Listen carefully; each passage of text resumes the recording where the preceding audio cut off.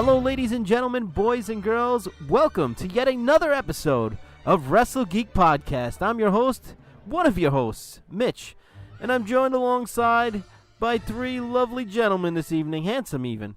We got a full house this evening, folks. That's right, we're going to be covering lots and lots of stuff. We missed you guys last week. So introducing first, I'm going to introduce all the way from the other side of the planet, the globe even, one of my co-hosts, Howie. How you doing, buddy? I'm okay, Mitch. How's it going over your side? It's fairly good here. You know, nice and snowy here, sir. Snowy. We're encouraging. Again. We're encountering snow. Thankfully, it stopped, but we did get a little bit of snow. So over here in the Nueva York. I'm also joined alongside by, all the way from Queens, New York, Rich. How we doing? Rich, doing absolutely fantastic. How's everything going on over there? Oh, it's going, buddy. It's going. Just prepping for the, we got a big wedding coming up this Saturday for somebody very, very special. So I'm excited about that. Oh, yes. Oh, yes. 3 days from tomorrow. 3 days from now, the big wedding day. Cannot wait. Looking forward to it. Ironing out the final details. Took the fiance to get the wedding dress today. It's all coming to fruition. It's all reality now. It's go time. I have a small special place in this wedding as well. Very honored to be one of the best men. We got a tag team of sorts going for the best men. Might even turn into a little rumble during the wedding. We're gonna try to figure out who is the better man. Maybe, I don't know. We'll see. We'll see how it turns out. We might have our own little wrestling match. And you can have entrance. You gotta have your own entrance music. I hope so. I'm ready, man. I'm ready for anything. I'm ready for anything. Bring it on. Get Howard Finkel to come and do the. You got coming down the aisle. But yes, thank you for that, sir. And we are also joined alongside, last but certainly and most definitely not least, Jay. What's going on? Glad to have you back, buddy. Well, thank you very much for having me. Hope everyone's doing good out there. Rich, congratulations on your upcoming wedding. Thank you, Jay. Appreciate it. And we got a lot to cover this week. Yeah, we do. Oh, yes. Let's get right into it. We're gonna start. Hold on, gentlemen. Wait 1 second. And I just like to say, since we got everything, all the introductions done, I thought for you had episode to pass 9, gas or something like that. No. All right, ladies and gentlemen, welcome to the Wrestle Geek Podcast. Oh, Jesus. Awesome. My ears are still ringing. Shredder, you moron.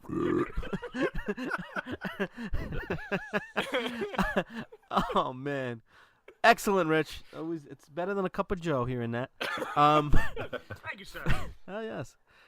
So we'll start it off with the Fastlane. We kind of skipped a week, but, other than the announcement of the tag team match for WrestleMania, there was a lot of variables last week that kind of led to us not recording. So, weather was one of them. We had a, unfortunate death in my fiance's family, so it just didn't work out last week. So if, for the folks that listen, we apologize that we weren't around last week. But as I said, there really wasn't much of substance other than the, like I said, they announced Ronda Rousey and Kurt Angle taking on Hunter and Stephanie in main event at one of the main events, I guess, at WrestleMania.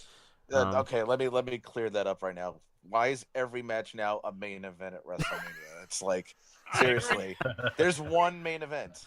That's it's the last match. That's exactly. And I think the first person to call them out on their poop, if you will, was CM Punk when he did that that podcast with Colt Cabana, and he was the one that they tried to convince him that although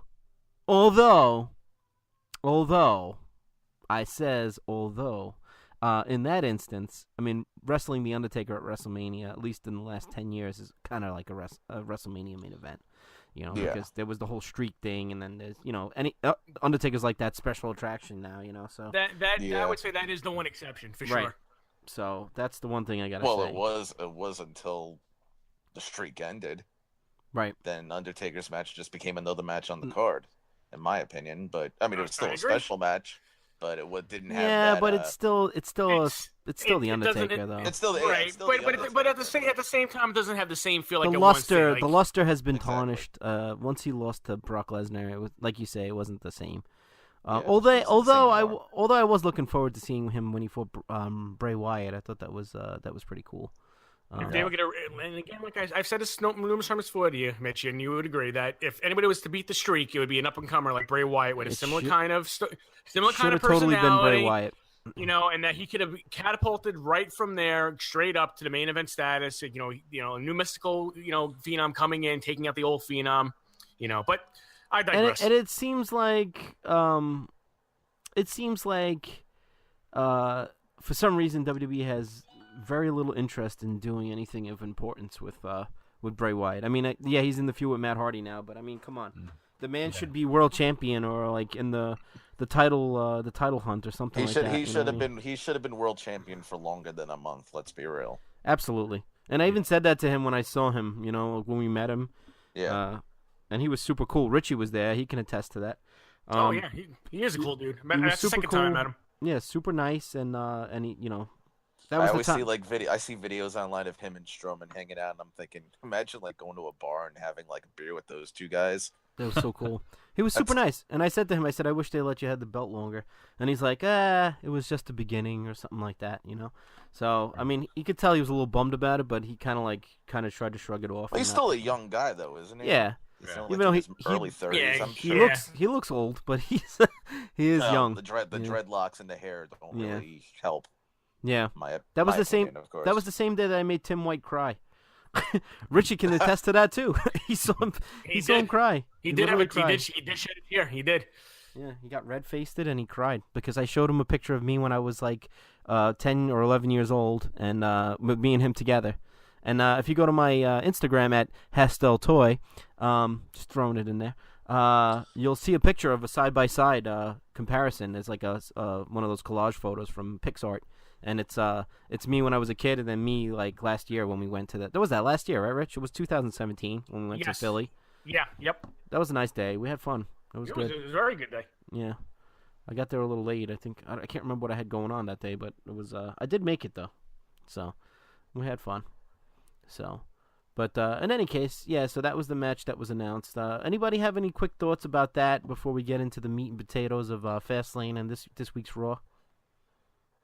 Well, I mean, I kind of expected it. I mean, you kind of sensed that it was coming ever since Survivor Series. I mean, originally I thought they were going to do Braun versus Triple H, but Kurt, they wanted to try to get a match in with Kurt, and, they're going to obviously try to get Hunter in a match, and now with Ronda coming in, I mean, obviously she wasn't going to fight one of the champions, so I guess this, it works out, and I'm actually looking forward to this match. I think it'll be really good. Me too, if they do it correctly. If they do it correctly, exactly. True. And also, it's probably the safest call, I think, for Angle, just coming back. He's not. I mean, he can definitely wrestle still, but I mean, Triple H and him together, with the history that they have, definitely two safe workers. It's definitely a good way for Rousey to get introduced, kind of with Triple H and Angle kind of guiding her through the match. I think kind of kind of tagging her along, how to do different things. And Stephanie's just there, I guess, for the value of just Stephanie herself, and so which she could bring to the table with her character. So it should be good, though. It definitely should be a good match. I mean, I mean, to me, it's obvious that Ronda's going over Stephanie in the match.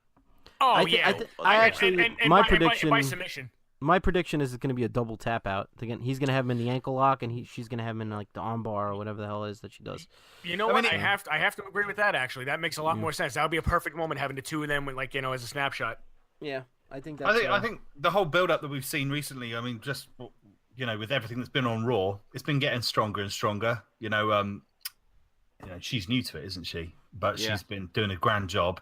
And I mean, wasn't she? Ronda was on like Ellen DeGeneres and stuff this week. Oh yeah, today. So it was actually, I saw that online. And so it kind of tapped into that kind of popular culture type thing. And Vince McMahon is all about that, isn't it? Isn't he? With it will reach out further than just the usual fans. It kind of engages a different section of the market. So it's but like you say, I feel like it's just like what we saw on Raw. It's really fun, and so I'm looking forward to seeing the kind of the match kind of and how it resolves, because it's just been a lot of fun seeing how it goes ahead, and seeing what Ronda Rousey can do in the ring, of course. Did you guys hear that this match is the potential main event now? Because they're not sure exactly what's going on with Lesnar as far as if he's re-signing a new contract. So they might push the title match down the card and actually have the mixed tag as the main event of Mania. It's That's a very good point, actually, because like you were just saying, like every match is like almost put across to us like it's the main event. It's hard to pick or to know which one it is because, like, when we were kids, like I'm trying to think back to think like WrestleMania 12. Shawn Michaels, Bret Hart. Oh, what an Iron Man match! Do you remember when? Do you remember when the WWF magazine was like something in your life because you didn't have the internet and it was and that picture the WWF magazine. after WrestleMania, there would be the issue of the WWF magazine, and who was on the cover would be the champion or the winner of the main event. Now, if you think about who is going to be the quote unquote the WWF magazine shot this time, I would like to think it'd be Shinsuke Nakamura, but I don't think it will be. I think it's more likely to be Roman Reigns because he's Vince's boy. But And I have a theory on that whole thing going. We'll tap into that a little bit later when we do the Raw recap. But I want to see what you guys think about it. Okay. Go ahead. You want me to speak about this now, or you want to wait for the Raw recap? Yeah, why the hell not? Just go. All right. If it all connects, we want as well. I mean, there's no rules here. True. So Just try not to flagellate in the microphone. That's all I ask. So check this out. Right. Now we all saw the promo with Roman Reigns saying Brock Lesnar is Vince's boy, and he talked to Vince in the back, and he got suspended. What if the entire storyline is that at WrestleMania, it turns out that Roman Reigns is actually Vince's boy, and he becomes the corporate champion, turning full heel, and it's like kind of a start of a new corporation. That'd be cool. I guess it could work into what they've been saying is the potential challengers for when Roman wins the belt. Didn't they say something like Seth would be like a future challenger and Finn Balor would be a future challenger? So right. I guess it kind of could work with the scenario you're throwing out there. Yeah. And it kind of like how he said quote The Rock, just like different small things like it's just like I think if it plays out that way, it would kind of like turn people's heads and surprisingly probably get a lot of cheers for Roman Reigns for him finally turning full heel. Well, yeah. I remember when you and I were talking the other day, Rich, on the phone, and I remember I was saying that a lot of this stuff had like, it had like the feel of like a corporate or a corporation thing from back in the day. Yeah. I have to agree with you. I think something's gonna happen with the McMahons. They're trying to tap into that whole, thing of yesteryear. It almost reminds me of like Survivor Series Deadly Games, where they kind of made like Mankind to be the corporate champion, and like The Rock was in the finals, and The Rock wound up becoming like the corporate champion. It's maybe they're trying to go in that kind of style, but I definitely think it really could work.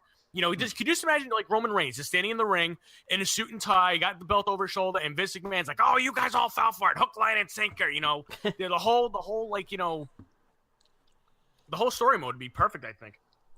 It's funny actually because the setup that has been described, I totally can see it working. But it's kind of like Roman Reigns. I mean, they've done the impossible recently, but they've actually started to kind of get him over because they've done this. Kayfabe is dead, but they've kind of like mingled the real life. We can't quite tell. They blurred the lines a little, yeah. Blurred the lines, and we love that because we're confused. We're like, I don't know how to feel, and then as you're experiencing this, it all unfolds.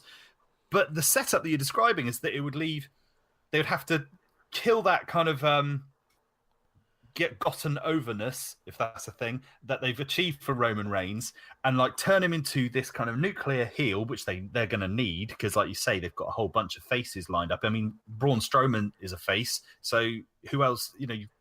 You need that nuclear heel. There's really no heels other than other than Lesnar and Heyman coming out like once every 5 months, pretty much. It's a funny setup though, because what you've got then is you've got this. I mean, it's very much what's happening with Brock now. You've got one nuclear heel, and then you have lots of faces who are then challenging him. Where it's actually the opposite of what would happen in the old school. If you think about WCW back in like the early '90s, like there was fewer faces. There was like Sting and Steamboat, Steamboat Luger. But then they were always trying to queue up. They needed people to fight Sting. They always had it was kind of the other way around. So you had this kind of nuclear face, and then heels being fed to him, whereas this would be the antithesis of that. But do you really think they're going to want to kill the work they've done with Roman, trying to build him up as this face? I think so, because I think in the end, by turning him full on heel and becoming a corporate champion, with the way that what they're doing with him makes it that much more of an impactful storyline, and just an impact towards the fans. It's like, oh, you've been pushing him down our throats for so long, and now he's finally on the rise. And now, what better way than people are finally getting on? Oh, you want to finally get on Roman Reigns? No. Roman Reigns is not going to get on with you guys. You booed him all this amount of time. He doesn't care about any of you guys. Pull, kind of, reel him in and then let go of the catch. I mean, it would make for a big swerve, And that's what we need. We need some swerve because it's. And that can open up a whole new idea of different challenges, different story modes, what's going to go next. It makes it unpredictable in the fact that you wouldn't know exactly what's next. Exactly, and that's what we need right now. Without a doubt. I hope it happens. Yeah, because we're going to be so disappointed if it. Now we're going to be like, oh, it's going to be like when Kurt Angle was supposed to come out, Rich. Say that. Kurt Angle.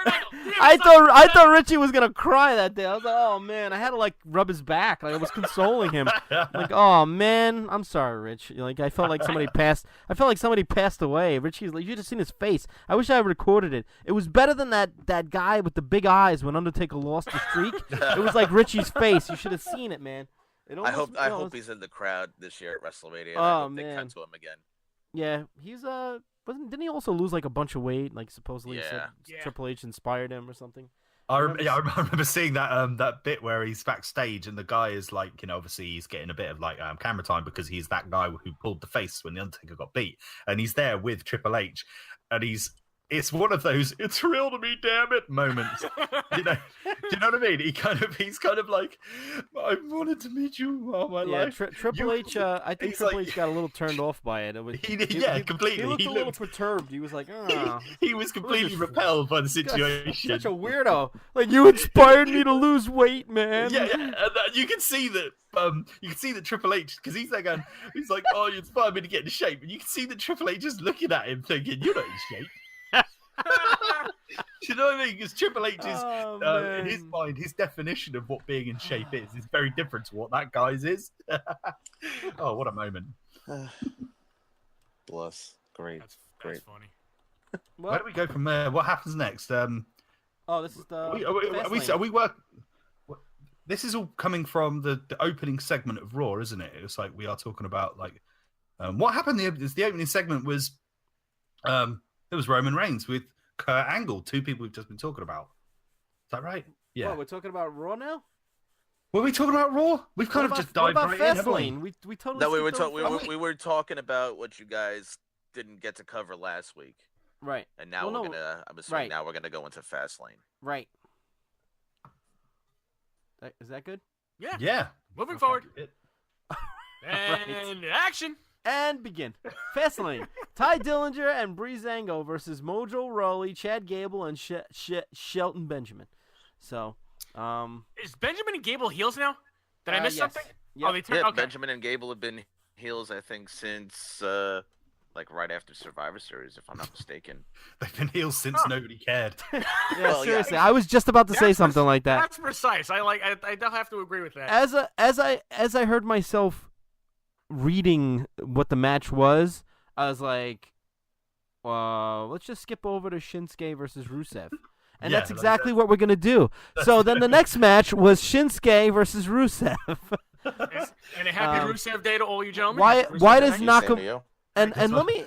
This was a slobber knocker. It was a slobber knocker. Let me ask a question here now.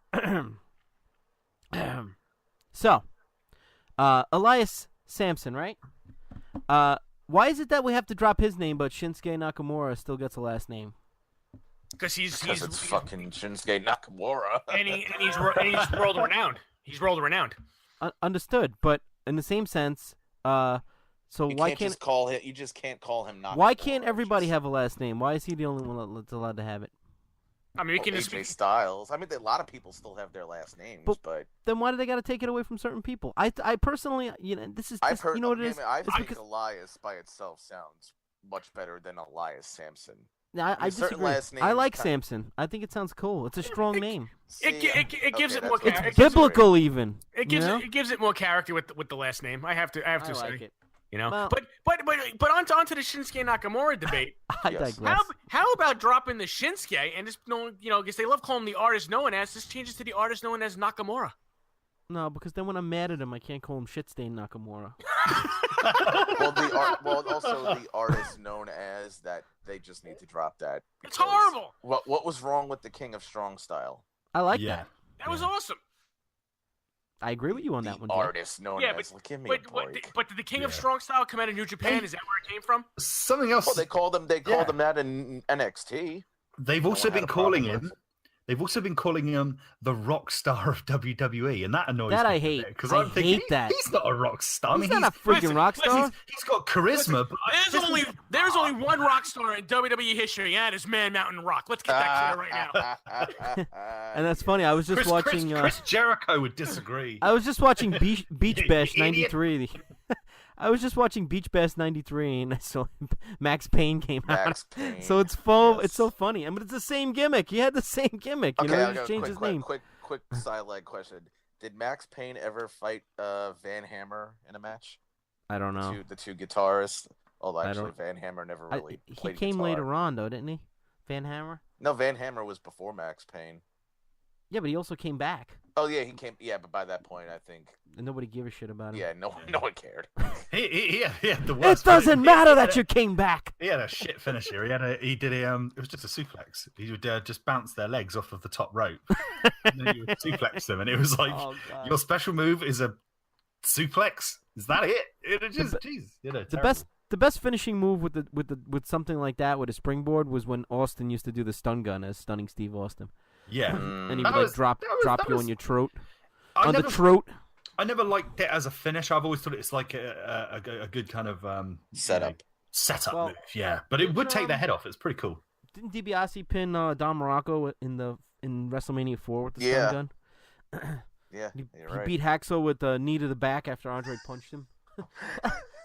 Oh, that's So- gonna be a whole debate one day Yeah. about how moves back in the '80s. But that it used to made be, like, sense back then. Like devastating. it didn't always have to be a big move. You know what I mean? Yeah, Like, back in let's- those days, you could pin someone with a body slam. Yeah. exactly. I mean, Now it's- Or and a just- bear or hug. just- You know? They would do it. You watch them sometimes on the network, and it would be like, I don't know, it'd be someone like Dino Bravo against a jobber, and it would be like he'll elbow drop his finish them, was the elbow sidewalk drop them slam. again, That was it. and then Yep. he'll do like 3 elbow drops and then pin them. You know, in the elbow drop position with his arm on them, and it would just be like, was that it? Did he just elbow drop him 3 times in a row and pin him? It's like, yeah, there we go. That's, King that's Kong your lot, Bundy people. once Go in home. Well, King Kong Bundy once in a while used to win a match just with an elbow drop. You know, I mean, rightfully so. I mean, King Kong Bundy in his prime when he was like 400 pounds, if he dropped an elbow on a normal person, you'd Well, be yeah, done if for. King Kong you know? Bundy's dropping an elbow on you. That's Yeah. it. I'm sorry. I've But seen Five! John, Gary Hart I've seen will John drop Tenta an do the elbow on same. you. That Yeah. nothing. They call it the Fat Man elbow. It's literally called the Fat Man elbow. Like when they jump up and they just kind of like land on you with their elbow, like then they sit on their ass. It's actually called. When I went to wrestling school, it's called the Fat Man elbow. So, just a little tidbit there. You know, Well, when they just sit, when they sit on you. No, when they bounce off the ropes and they jump up and land on their ass, but drop the elbow on the side, like Yeah, fat. You call that the Fat Man elbow. the Fat Man elbow, because it's kind of it's very exaggerated, kind of.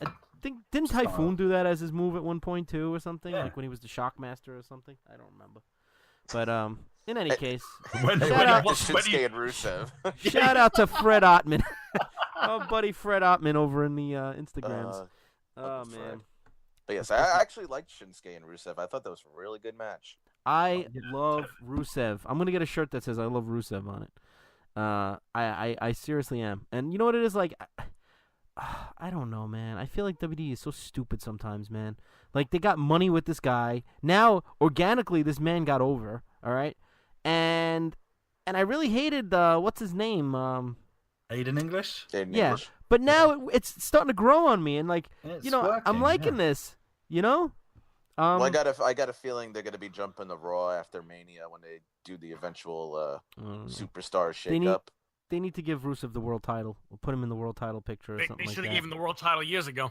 Like when he was fighting John Cena. That's still Yeah. one of my most famous my most favorite WrestleMania moments when he came out in that tank. I love that. Man. I don't know Awesome. why. And I'm not a big military fanatic or anything like that. I've seen, military movies and stuff like that, but I'm not like, totally into that stuff. But I just thought that was so cool, man, that he came out on the tank. I don't know. That impressed the shit out of me. But in any case, like you guys said, moving on here. Nakamura, of course, won. Got the 3 count on him. And it was a good match. Really entertaining. Good match. And then we had Bobby Roode versus Randy Orton. Now, this is where, I really got to get your guys' opinion on this because I really haven't talked to you guys about this moment yet. My opinion, why is Randy Orton the U.S. champion? Can I ask? He could Grand Slam. Yeah, I understand that, but it's like he's out of place. He doesn't belong in the mid card. I've been. Randy Orton, I respect him greatly. He's been around for a while, but he is a bit Blandy Borton, in my view. Or you could even say Randy Borton. Blandy Borton. He's bland and a bore, and some people, they follow him and they love him, and they've got his action figures and his T-shirts, and they love the Viper. Amazing! But I feel like. Where can his career possibly go? He's the kind of guy that he needs to do something that takes his career into new territory. I don't know. Maybe he should. I don't know. Just some crazy gimmick. Do something else. That's what I say. Well, what could he possibly? I mean, speaking of gimmicks, what really could he do? I mean, first of all, he's got to become a heel. As a face, he's horrible. Heel, when he's a heel, he's at his best. Yeah, he has no business being a face. No, when he's he a just face, looks like an asshole. When you see him, he just looks like an asshole. Like you look at his face, and it's like, I think you're an awesome wrestler, and I love your character, but I just look at his face, and I'm like, he's an asshole. You can tell. And then you watch, totally. and he's then not you a watch. Nice guy, is he? No. As a genuinely nice guy. His father was a lifetime heel. He should have been a lifetime. I think they just have the asshole gene. Let's face it, like Shinsuke their last Nakamura, name should be asshole. Randy asshole. I think you get the feeling from Shinsuke Nakamura that he's a genuinely nice guy. But with Randy Orton, you know that he's the kind of guy that you'd be like, "Hey, Randy, can you sign my belt or my action?" Get away from me, kid. He would totally be like, "Yeah, go fuck yourself." And excuse my language. I didn't mean to be so real, but well, there was even an incident I think a while ago when he was working out in the gym or whatever, taking a break, and like a fan went up to ask him something, he like flipped out on him. It's like, dude, it's like these people pay money to come watch your ass wrestle. It's just like take a second to like just like say hello or something like that. Like I know you might how be long does it really take to sign your name? You know what I mean? I mean, like I bet when he went crazy, he did it out of nowhere as well. It was just like completely unexpected. The fan turned around and was like, "Man, that was out of nowhere." Son of a bitch. just hey, Randy, can I get you on up? He turns around and he goes, "Hey, kid, go fuck yourself." Joey just starts off nice, but out of nowhere. And he walks away. And it's just like, whoa. That was out of nowhere. Yeah. And then, like, he'll pull into the when Kofi's, like, screwed up. He's like, stupid. Like, and they'll kick him. That was... memories. That was crazy, wasn't that?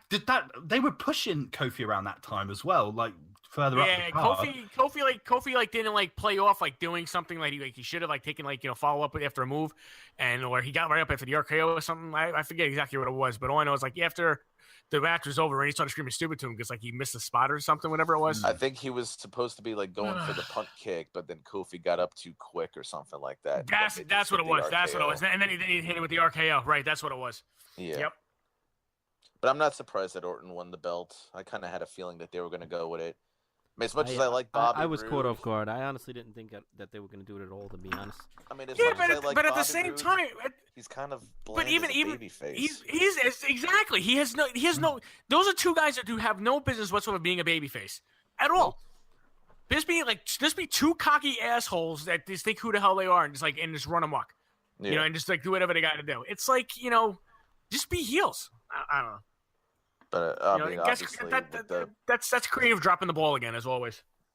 That thing is, though, I think he's the kind of person in real life that even if creative came to him and said, "Hey, Randy, right, we've got an idea for you to be, you're going to be a snake keeper." Do you know what I mean? Like a new gimmick, the Viper Man. It just, I don't know what it could be, anything.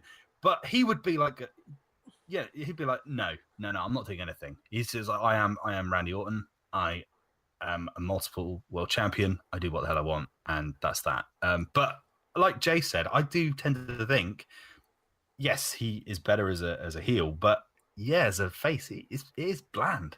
And then I don't buy his t-shirts or his action figures. I'm sorry. I would have loved to see a Randy Orton retro figure, though. I really wish they would have made one. I don't know. I would probably buy that. Yeah, and in any case, all right. So Randy Orton wins the belt. Moving Post-match on here. with Jinder, leading to a triple threat at Mania, probably. Right. Yeah, still not letting that go. Another guy that how is he not in the world title hunt? Jinder Mahal. They used him for that. I feel like they just used him so that they could do that Indian tour and gain people to come see the matches. That's exactly what it was. That's exactly what they used him for. And then they kind of just, I'm sure if I were him, I wouldn't be mad because like what was he before? He was a jobber. You know what I'm saying? Like they basically took Barry Horowitz and made him into the world champion. Yeah, that would have been the equivalent. A Brooklyn Brawler became world champion. Yeah, you know what I'm saying? So, yeah. I mean, if we have another triple threat, I mean, how many triple threats are we going to have on the WrestleMania card? I mean, we're going to have. Right now they got. For the Intercontinental title's going to be a triple threat. The Intercontinental title's a triple threat, and probably that's going to be a triple threat for the U.S. title also. Yeah, I mean, they got the IC title's a triple threat, and I think that's it. I think that's the only match that's a triple threat right now. So potentially officially, yeah. Potentially two. So yeah, so it'll just be two. Triple threat match. Yeah. So I remember that one WrestleMania where there was only one singles match, and it was between the Cat and Terry. Oh my God. Yeah. Sad times. What a WrestleMania moment. Yeah. One of my all-time forgotten moments. Oh wow. Puppies. Yeah. Oh man. Well, in any case, so the next match, Becky Lynch and Naomi versus Natalya and Carmella. Did Becky Lynch get a new outfit?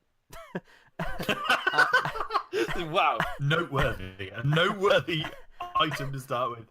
Becky Lynch. Yeah. She looked great. I mean, she did look great.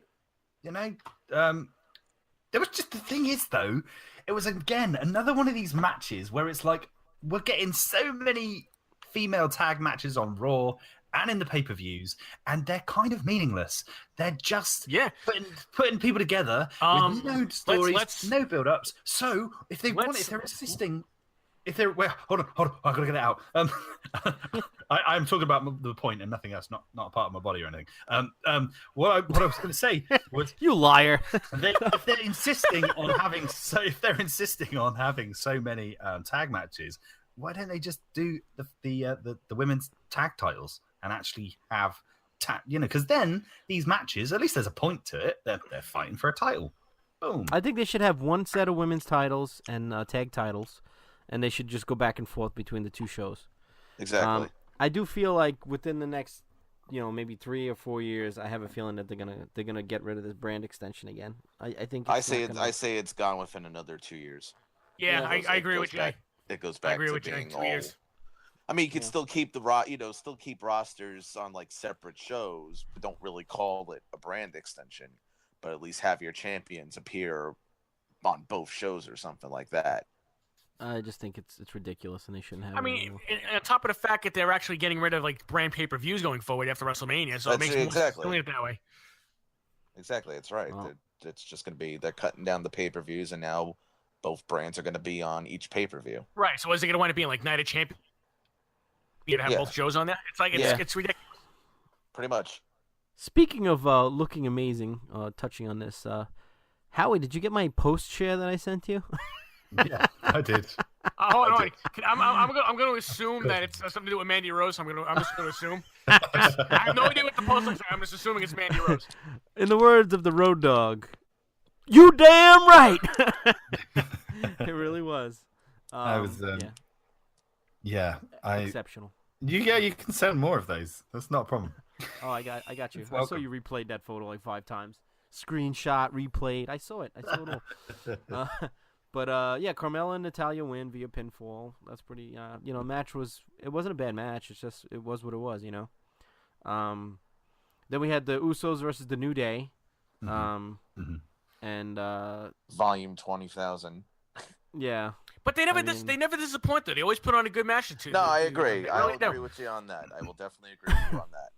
And the build-up, I like the Bludgeon Brothers had to come out. I like what they did with the match this time, where they were doing each other's moves. Like the Usos would do the New Day moves, and then the New Day would do the Usos moves. So at least it felt different. Right. I don't know. The build-up was good. The build-up was good because they had that whole promo before. Oh yeah, that promo. Yeah, that promo. Where it was like one of the better ones I've seen recently. Yeah, for sure. It gave it some meaning and a bit of passion. And Big E Langston. Do they even say his surname anymore? It's just Big E, isn't it? So Big E. Big E, yeah. So they were like, blah this, blah that, up in Big E's face, and he was. Yeah, he did that whole kind of almost like a shoot, wasn't it? It was just like, we've got where we are, not because we're, of who our dad is or anything like that. It was a very impassioned kind of promo that was cut. Yeah, and also tag teams, they are like, they're kind of like the cream of the crop in terms of what's kind of going on. They are, as teams go, they're very, very seasoned in WWE. And I mean, and actually New Day, they are a real significant part of the programming, what they do. And just before that match, there was this whole thing where it was like, they're going to be on Nickelodeon and they're going to be John Cena, who's presenting the Nickelodeon Awards or something. And I thought, see, that's pretty important to the WWE these days, with their kind of whole family thing. And it's like, I think, me personally, I respect New Day for that ability to be, they're so entertaining. And that thing with the trombone, it's bloody genius. It's just, and then, the Usos are so slick as a tag team. They are just the slickest tag team around, and just the best thing they did for the Usos was change their gimmick, get rid of the whole Samoan war dance in the beginning, get rid of the attire, just put him just kind of like old school kind of gangster like, and it really works for them. It really does. Yeah, Richie couldn't stand that. Oh, their the whole original gimmick they had. Whenever they would come out, I really would change the channel and walk out of the room. I really cannot watch them now. I swear to God, I really couldn't watch it. It was that unbearable for me to watch. I'm like, God, here we go again. Did he come out, on the stage? Actually, when I was watching Fastlane the other night, my mate Tom, who I watched the pay-per-views with, he kindly invites me round. We have tea, biscuits, WWE action. It's a very gentlemanly affair. We watched. Did you guys invite Jack Gallagher over? You see, Steven Regal sitting in the Lazy Boy. We have crumpets and everything. Oh, I love the crumpets. Listen, boy, I've just been besmirched. Do you know what? Completely forgotten what I was going to say now. Oh, bollocks. You said you're sitting with your Tom. Sitting with mate. Having tea. What match? So we're talking about the Usos. Usos and New Day. Oh, that was it. Got it. Thanks, guys, for reminding me. He said that the Usos in their character, like the gimmick that they have, it's kind of Attitude Era-esque. And I replied, yes, I can totally see them having a match with Los Boricuas and the what was it? The Mexicals. What was the name? Los Boricuas was Savio Vega's posse. Right. Nation of Domination. The Nation of Domination, and then there was the Disciples of DOA. The Disciples of the Apocalypse. That was it. Yeah, so DOA. I could see the Usos having matches with them.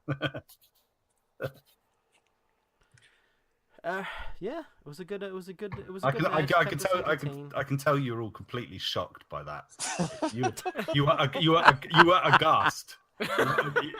And out of left field, here comes. No, it was good though. It was a good comparison. I totally agree with you on that. It's like a small faction. Yeah. And then the Bludgeon Brothers come out and wreak havoc, and whatever, man. I think Luke Harper should have just stuck to being a singles wrestler. I saw him as like I mean, we've talked about this in previous episodes. I had so much hope for him. He gave him the Intercontinental title. Like, I thought he was so talented for a big man. Like, I don't know, man. Harper is definitely superior to Rowan by far. I could by miles. Yeah, and I could definitely, if they wanted, by leaps and bounds. If they wanted to keep Harper with the whole kind of like way he was looking, give him like a similar gimmick like what Skinner had or something like that. You know what I mean? Or it's just something different. They should have just changed his whole look completely. Make him shave that fucking beard off. Give him some singlet or something like that. I think that would be great to somebody like Harper to actually repackage him without a beard and turn him into someone who's quite slick. I don't know, turn him into an investment banker who's a complete wants to take all your money. Do you know what I mean? He's just like, I don't give a fuck. I'm making like Wolf of Wall Street or something. Give him a gimmick like that where he's just like he's got so much talent. He does. He really does. And he's in phenomenal shape. Just reinvent people. Sometimes I think that's what they don't do. Like, if you think about what they did with Goldust, he was Dustin Rhodes. They turned him into Goldust. You had Cactus Jack, which, let's face it, was an established gimmick from WCW. They turned him into Mankind. Sometimes I just think they need to just be a little bit more creative and a little bit more left field with thinking how somebody who would benefit from something like would be like Cassius Ohno. He's kind of like just kind of hovering around in NXT. What can you do with that guy's ability? Because he's an awesome wrestler. But what can you do to repackage that awesomeness into something that's going to be really new? Rather than just going, okay, we've got Cassius Ohno, you all know who he is. Here he is. Surprise us. Put him in a mask. Make him really weird. And then eventually one day the mask will come off and he'll be Cassius Ohno. But at least we got something new. Do you know what I mean? Anyway, I don't know where that come from. But I agree 100%. Yeah, very, very good points. So then we have Charlotte Flair versus Ruby Riott, which was actually a pretty solid match. I definitely agree. That was way. Yeah. I mean, any match with Charlotte, is going to be fairly good, and I always liked Ruby. But she held her own. She definitely held her own in that match. Yes, she definitely did. Yeah, it was a good match. Great. I mean, I don't know, not much to say, but it was a great match. They had the Riot Squad getting kind of involved, I guess.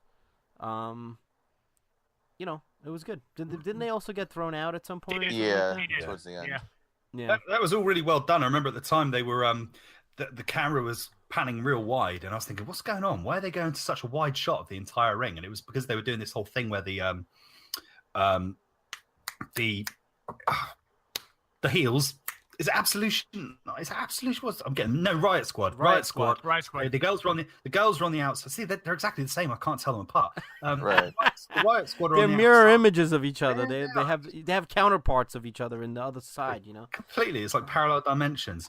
And they're on the outside, but they were just luring the girls from the other side to come into the ring so that they get ejected. Then they themselves get ejected. It was all that kind of set up really well. Ruby Riott, she's a really good talker on the mic. I thought her promos and stuff going into this were very, very good.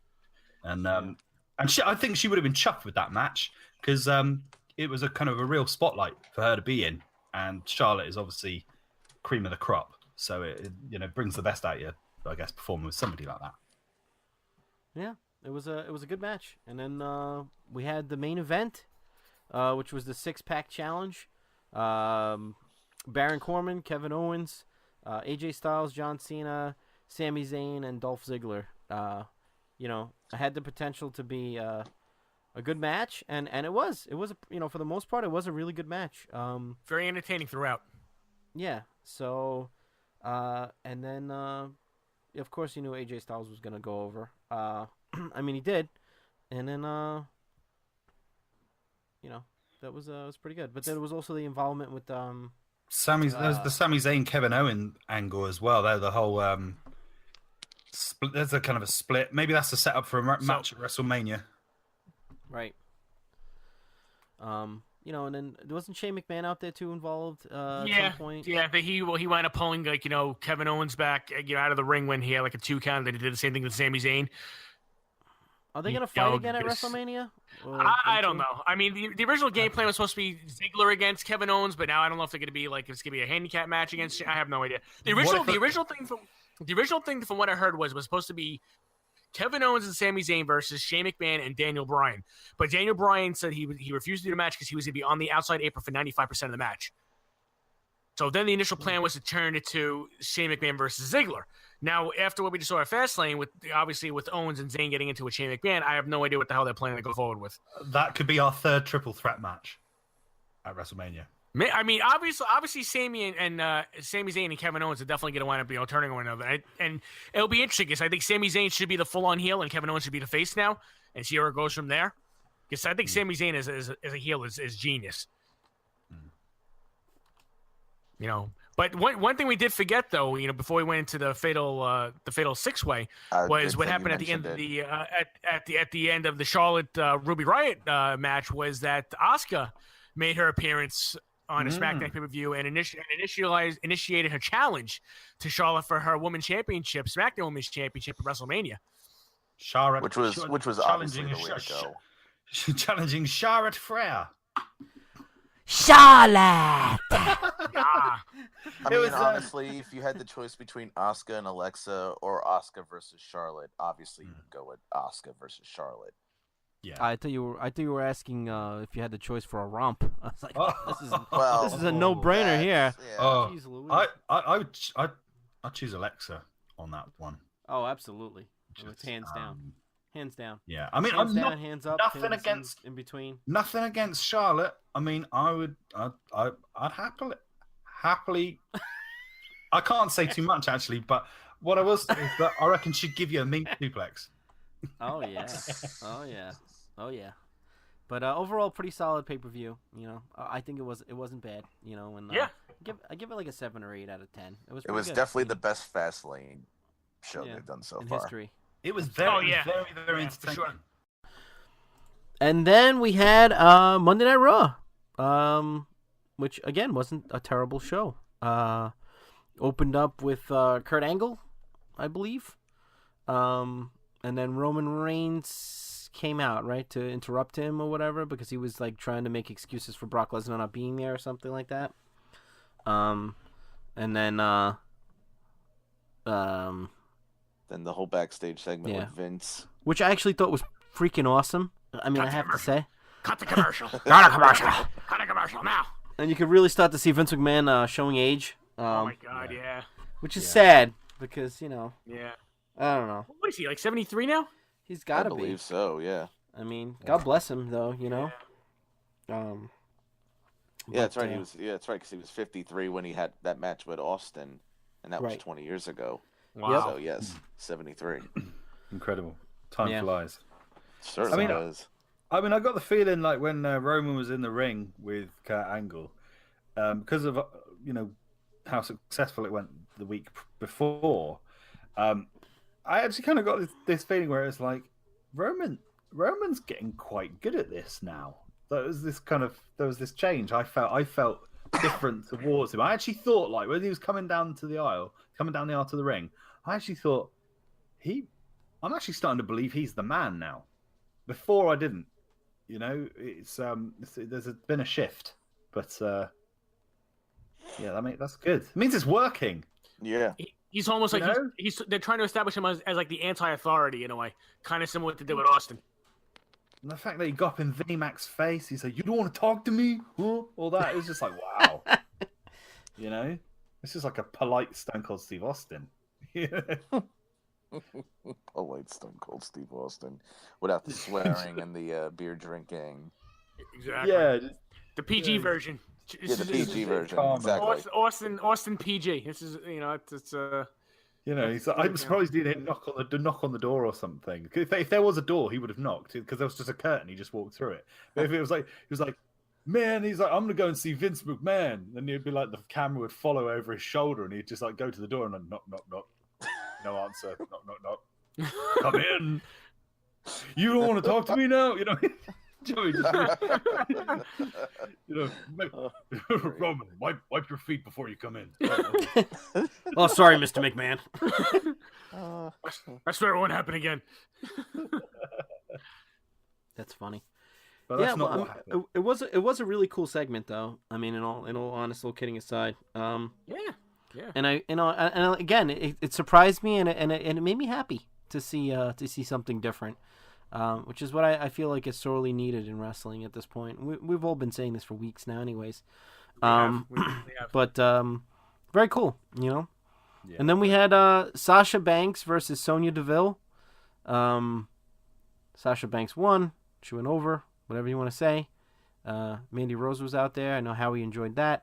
I enjoy all the divas. Not divas, are they? They're now the female. He said the D word. Female He enjoys. He said he the enjoys D word. The women competition. Okay, I I gotta enjoy that think talent about equally. that. They don't want to be called divas anymore. Yet the show on E is still called Total Divas. Yeah. Yep. That needs to change. Yep. Yeah. I agree. But yes, I'm sorry for interrupting. But yes, No, Mandy that's a Rose very good point. It's You don't have to completely- apologize on here, Jay. You don't have to apologize. Go ahead. Okay. But yeah, no, I mean, It makes me angry to hear that. Don't apologize. Okay, I'm sorry. Don't But, upset. I mean- You don't like me when I'm angry. I'm just saying.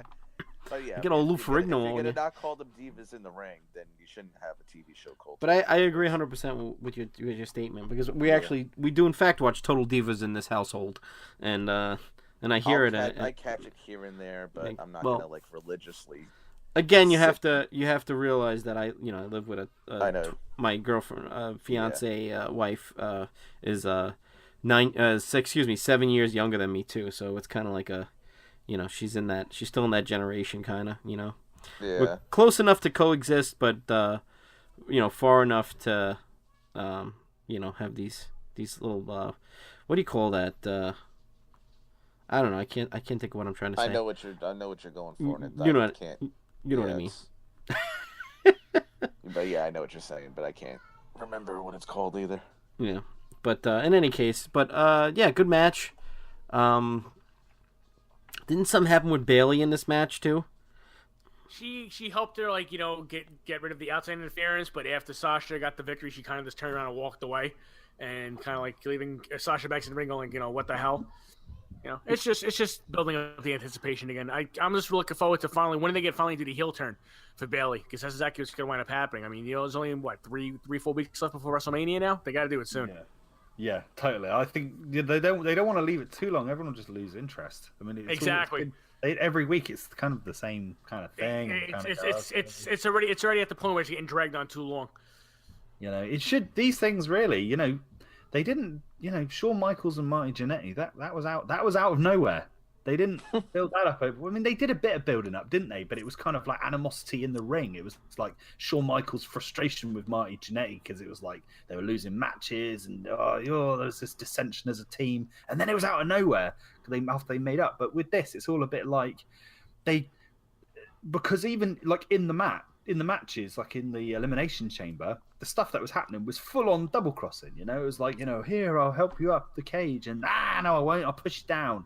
Oh, that should have been like turning at that point, really. But now then they're like, Sasha like changes her mind. She does that, and then she's like, next week she's like, oh, why aren't we friends? Well, and then Bailey's like, why aren't we friends? And then she turns her back, and I've started to give up on it almost. I'm with you. I'm definitely with you on that. I mean, who's going to turn on who? Well, Sasha's got to be the heel. I can't see Bailey being a heel. I totally can. Because I got a feeling Sasha's just a natural. Well, I don't want to say the word, but she's a natural. Yeah. Natural rhymes with a witch. Yeah. Oh, there we go. Starts with butt. And I just can't see Bailey being a bad guy. At least not yet. I mean, maybe down the line, yeah, but at this time, no, I can't see it happening. And Sasha, I feel like, needs it more. Yeah, she thrives in the heel role. Oh, absolutely, she does. Yeah, but at the same time, we've seen Sasha in the heel role before. Like, you put Bailey in the heel role, it's something completely different. Nobody's seen before. Yeah, we had this conversation I think last week where we were saying they should get them onto the bar. They should redo the barbershop. Yeah, exactly. Yeah, bring back Brutus Beefcake and be like, oh yeah, we've got Sasha and Bailey here on the Brutus, on the barbershop. Yeah, he's still upright, so I guess they could get him. They can still get him. Who's going through the window? have a picture of the two of them in a magazine. Is there a problem here? I don't think so. And like rip it in half and like walk off. Yeah, people don't put each other through windows enough anymore in wrestling. Nope. I feel it's a lost art. Just- it's all just- putting them just through. Plexiglass. It's all putting them through HD TVs or plexiglass. Yeah. Fake HDD TVs, yeah. Yeah. The Geratron Tron, 5000. yeah. Let's just bring back the highlight reel just to have one of the girls put another girl's face through the TV. That's what we need. And then what happened after that then? With was the Miz TV they had, featuring Finn Balor and Seth Rollins. I'm really digging Finn Balor's new look with the colored leather and stuff like that. Yeah, it's looking good. Definitely. Yeah, it's really cool. The demon's long gone. I reckon. A while back. We're going months back now. I remember reading on the dirt sheets that Vince McMahon was critical of Finn Balor, that he wasn't over enough. And since then, there's very little talk of the demon, and because before that was very much part of his gimmick, and I think they were thinking, obviously they're using it sparingly. They use it at special occasions, like don't unleash the demon in me, and so now I notice that Finn Balor, he smiles a lot. He's got these kind of colours, so he's like wearing red or blue. And I think they're trying to think, okay, how can we make this guy a real kind of white meat babyface? White bread, white meat babyface is whatever they call the term.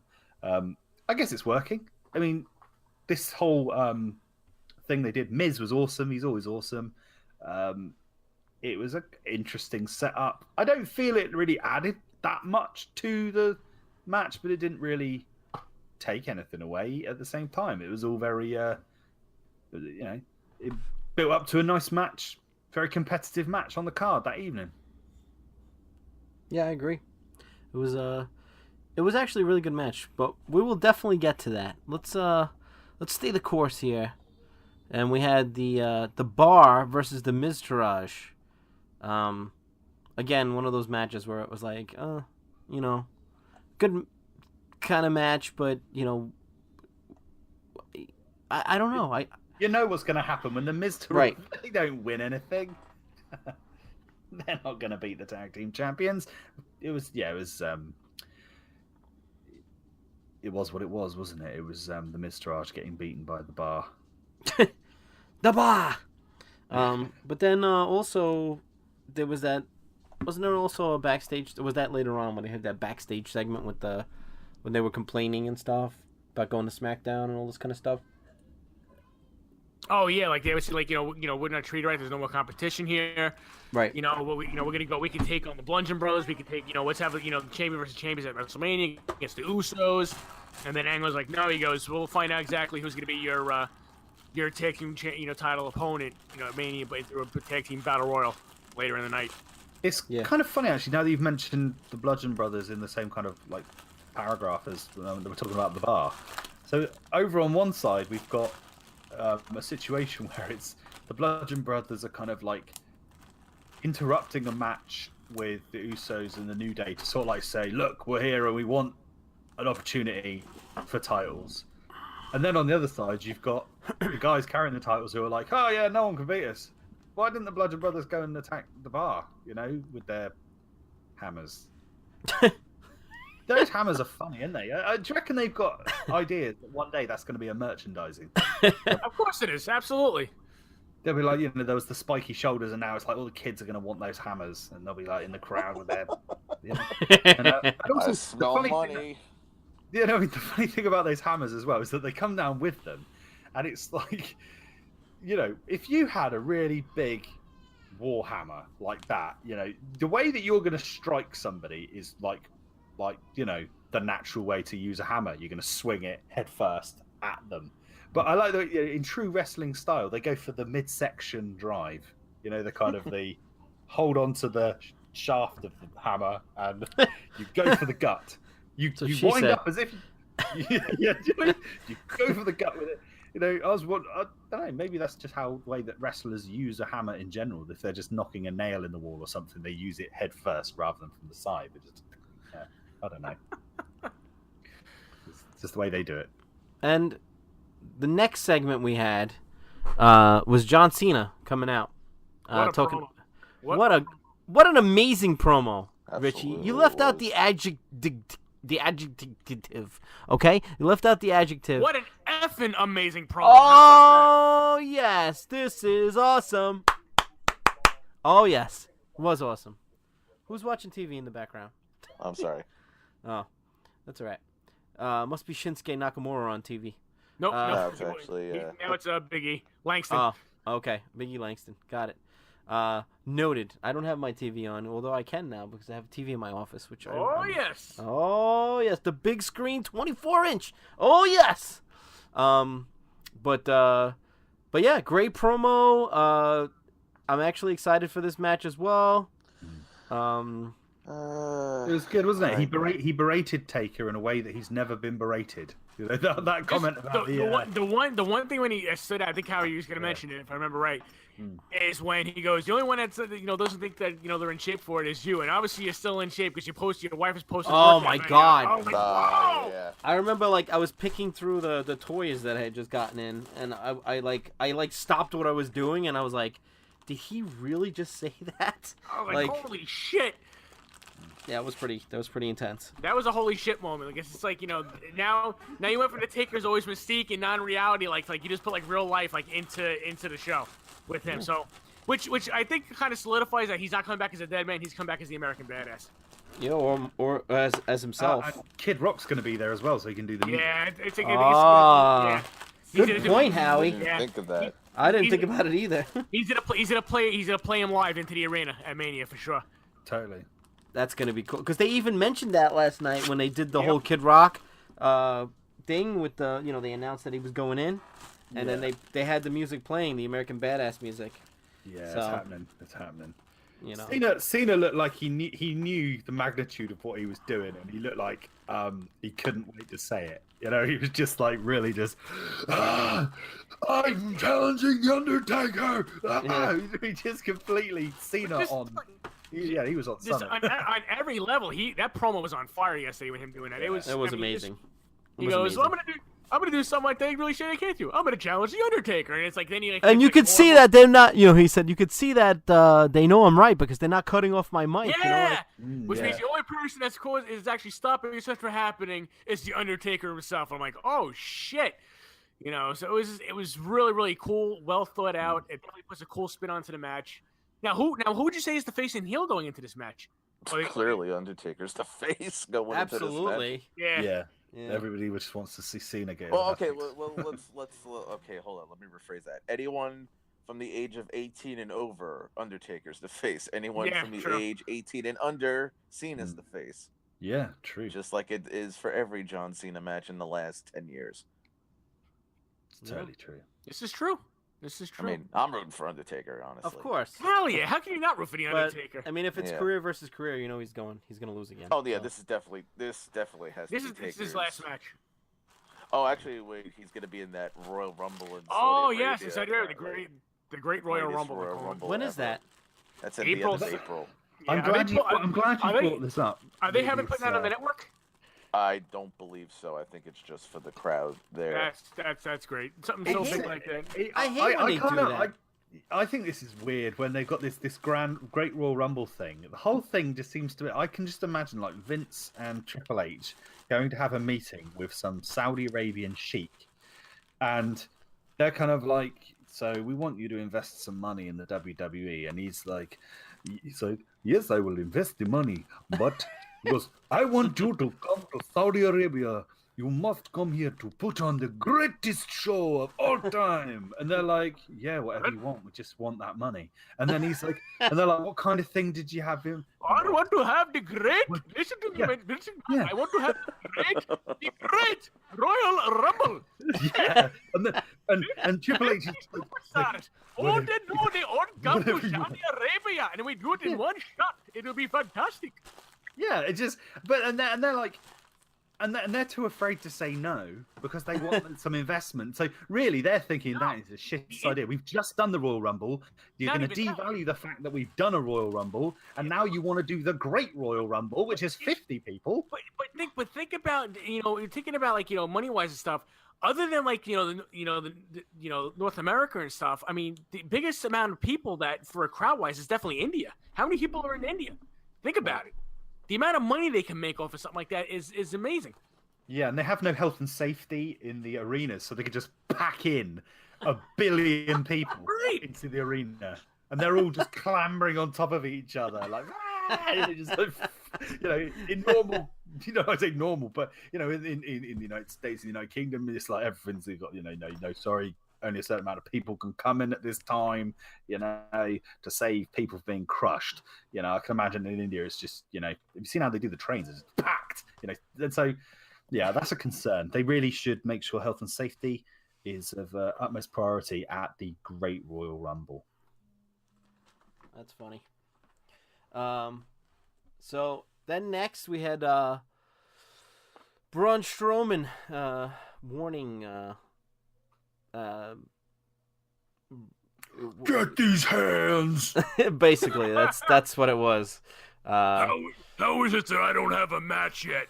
Well, I'm gonna pay my own road to WrestleMania, and somebody's gonna get these hands. Okay. I am so over. How could they mess this up?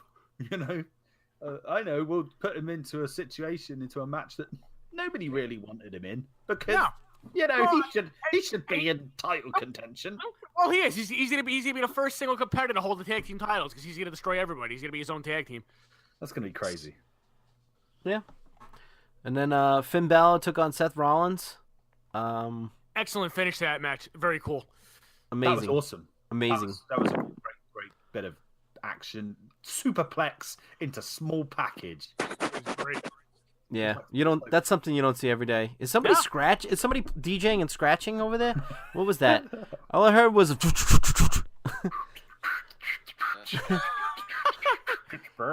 Yeah. I mean, I was cleaning the screen on my phone. It could have been that. Oh, that's what it was. It sounded like you were scratching a record. Oh, all right. Yeah, that's just and it's funny. Just as the Kid Rock promo comes on to SmackDown, to announcement to the Hall of Fame, that's all of a sudden you hear that remix. so, and then we had Asuka and Mickie James, the match. It started as like an interview and then turned into an actual really good match. Alexa Bliss. She confronted her, and I like the way it was kind of like, I've always thought about what was going to happen when Asuka made her choice. It's like the other one comes out and goes, "What? Why didn't you pick me? I'm better. Why?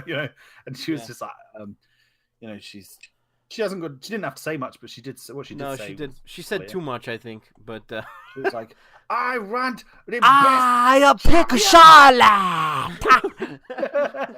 She not ready for Asuka. Oh yeah. But oh man. In any case, so yeah, and then of course Asuka won. But Mickie James, valiant effort, and I think that she should win the title one more time. But that's just me. Who knows? She falls into that bracket of being a veteran that's going to be getting constantly jobbed out to all the the talent and never get a chance to unfortunately. run again. That seems the way to go. And then we had a Nia Jax squash match, taking us back to Raw 1994. It was a proper jobber, a jobette, wasn't it? Yeah, it was a complete job match. Love it. Love a job match. I love a job match. They should do a Superstars again. Where they have all job matches every. It'd be great because then you get to see all the moves of what they can kind of do. Like like when you play a video game and you just destroy. Like you put it on easy mode or very easy mode, and you just destroy the opposition with all your best moves and pin them. That's what Superstars used to be like. Sid would come out and just choke slam someone and powerbomb him, and you go, "Yeah, I believe in this. This is cool." And then to close out Raw, we had a tag team battle royal. We all know how that ended. We had Braun Strowman wins. So now I guess he goes to WrestleMania to fight for the tag titles. Wow. Yeah. Is he gonna be the only man in history to win both tag titles and at the same time by himself? Probably. Well, I was His thinking WrestleMania what moment. they're gonna do is there's been these rumors that Big Show might come back for one match at WrestleMania, so I wouldn't be surprised if they put Big Show and Strowman together as a team. Oh, that's a thought. Yeah, because Big Show has been heard to say that he will be back in time for Mania. Yeah, And I mean, he has Why? been Where is he? posting, like he's been injured. He had surgery. I don't remember on what. But remember when they did the cage match with him and Strowman Oh, yeah. threw him through the wall? Yeah. Yeah. After that, he went and got surgery, and He had a he's been circumcision. rehab. And he's been rehabbing since. And I saw something. It was a like big couple operation, weeks you ago. know. They don't call him the Big Yeah. Show for nothing. Yeah, then it said something about how he should be back. He's going to be 3 pounds lighter now. Well, he has lost a lot of weight. I meant in foreskin. He's shed Oh. 3 pounds in foreskin. Oh, Jesus. But yeah, so I mean, because when I heard he was coming back from Mania, I was like, oh, he's going to be in the Andre Battle Royal, obviously. But now since they got this thing with Strowman, I'm thinking, well, maybe Big Show will come back and be his tag partner, and then him and Strowman could be tag team champions for like a while. Yeah, I could totally see that happening. I mean, what about Elias?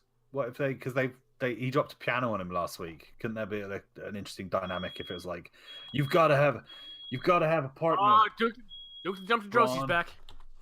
and then Duke the Dumpster Drosy comes back and he See, that teams should with. be Braun Strowman's I mean, partner, too. In all fairness, this time it didn't last as long as... I need someone to help me take out the trash. yeah. Here comes Yeah. Duke the Dumpster Drosy. What do you call...